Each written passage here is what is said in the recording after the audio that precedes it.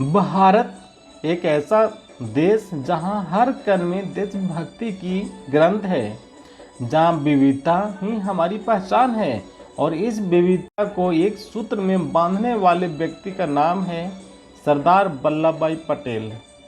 आज हम जानेंगे उस लौह पुरुष की कहानी जिसने बिखरे हुए भारत को एकजुट कर एक भारत श्रेष्ठ भारत का सपना साकार किया।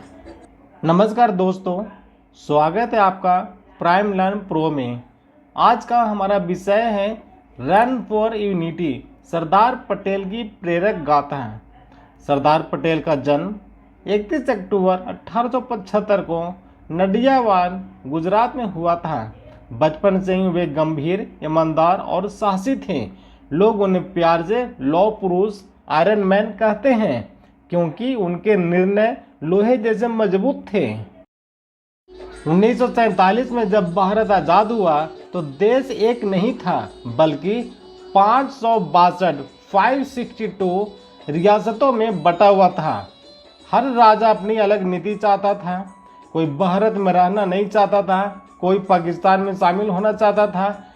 लेकिन तभी एक नेता आगे बढ़ा, नाम था सरदार वल्लभ भाई पटेल। उन्होंने कहा, अगर भारत को महान बनाना है तो हमें इसे एक करना होगा। अपने समझदारी, कूटनीति और दृढ़ इच्छा शक्ति से उन्होंने लगभग सभी रियासतों को भारत में मिलाया। हैदराबाद, जूनागढ़, भोपाल एक एक करके सब भारत का हिस्सा बने। अगर पटेल जी न होते तो शायद आज भारत इतने राज्यों में बटा होता कि एकता की कल्पना ही मुश्किल होती। दोस्तों, आप जानते हैं रन फॉर यूनिटी क्या है? हर साल 31 अक्टूबर को सरदार पटेल के जयंती के अवसर पर पूरे देश में रन फॉर यूनिटी आयोजित की जाती है। यह सिर्फ एक दौड़ नहीं बल्कि एकता का प्रतीक है। जब बच्चे, युवा और बुजुर्ग एक साथ दौड़ते हैं तो यह भारत की आत्मा का उत्सव होता है। हर कदम सरदार पटेल को सलाम करता है। हर सांस में एकता की ताकत होती है। रन फॉर यूनिटी हमें याद दिलाती है कि चाहे भाषा, धर्म या क्षेत्र कुछ भी हो, हम सब एक ही भारत हैं। 1918 खेड़ा गुजरात किसानों की फसलें बर्बाद हो चुकी थी। ब्रिटिश सरकार कर माफ करने को तैयार नहीं थी। तभी सरदार पटेल आगे आए और बोले, अगर अन्याय हो और हम चुप रहें तो दोषी हम भी हैं। उन्होंने अहिंसक आंदोलन चलाया, गांव-गांव जाकर किसानों को एकजुट किया और अंततः अंग्रेज सरकार को झुकना पड़ा। यहीं से उन्हें जनता ने सरदार कहा क्योंकि उन्होंने निडर होकर जनता का नेतृत्व किया। उनकी यही दृढ़ता उन्हें भारत का लौह पुरुष बनाती है। 31 अक्टूबर 2018 को प्रधानमंत्री श्री नरेंद्र मोदी ने गुजरात के केवड़िया में स्टैचू ऑफ यूनिटी का उद्घाटन किया।